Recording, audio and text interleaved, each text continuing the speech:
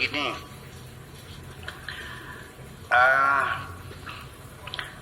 saya seringkali melakukan istikharah itu berulang-ulang ya, karena saya perlu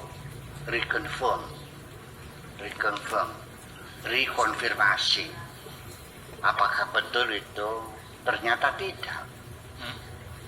Iya, jadi kita karena ya mungkin itu saya selama 20 hari di rumah sakit dirawat karena lambung ini, asam lambung. 20 hari saya terlalu banyak suara-suara bisikan yang terdengar di telinga saya. Ada suara burung, suara harimau, suara perempuan tertawa-tawa. Kemudian seperti ada orang berpidato. Itu semuanya saya abaikan. Itu pasti itu halusinasi. Karena saya lagi sakit kan. Yeah. Itu pasti halusinasi yang saya abaikan. Itu setan semua itu. Nah, kalau tidak ada bendanya namanya halusinasi. Kalau ada bendanya namanya ilusi gitu.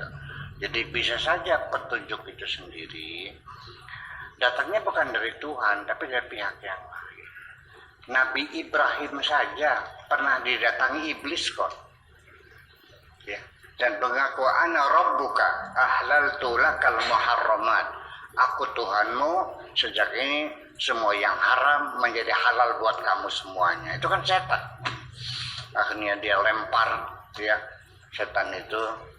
Dan sampai hari ini kita napak tilas kalau naik haji ada balang jamarat, balang jumroh itu dia kan ngelemparin setan. Sekalipun nggak kena setannya, tapi kita napak tilas nggak ada masalah. Dapat dipastikan nggak mungkin kena setan dilempar oleh kita kan gitu. Nah itu jadi jangan kecewa. Dan saya minta ke depan nanti cara istikharah itu juga bermacam-macam. Ada yang baca Al-Quran, ya kita awali dengan Fatihah dulu. Allahumma inni as'aluka ya bisirri ya bihaqqi ya bikaramati ya bisyafati Fatihah. Al-Fatihah dibaca 40 kali. Kita buka Al-Quran, ini macam-macam. Lalu kita hitung satu halaman tuh. Antara kho ada berapa, ada syir berapa. Kalau kho-nya lebih banyak berarti bagus. Kalau sheet-nya banyak berarti jelek. Ya kan begitu. Yeah. Ada lagi dengan sholat istikharah, minta diberi mimpi.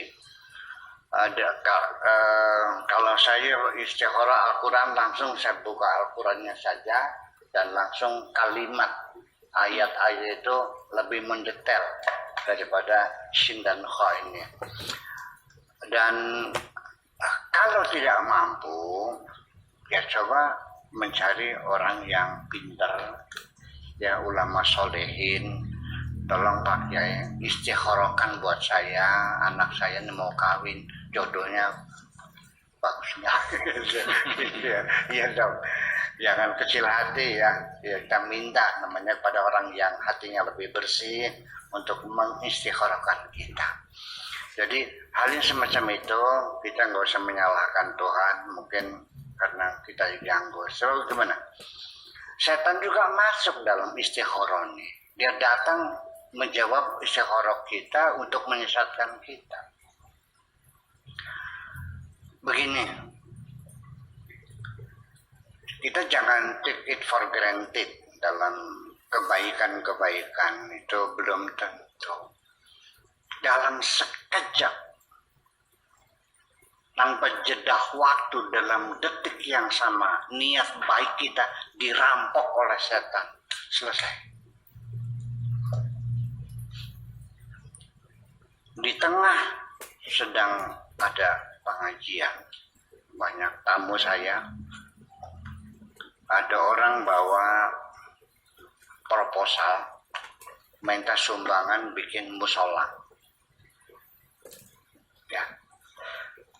Tuhanku berkata, wahai hambaku, itu bantulah orang yang bikin musola. Kasih 2 juta. Oke, siap. Hebat kan? perintah Tuhanku untuk menyumbang 2 juta. Setelah saya hitung 2 juta, setan datang. Kok dikit banget 2 juta? Itu kan musola. Kasih 10 juta. Mumpung lagi banyak tamu. Kasih 10 juta.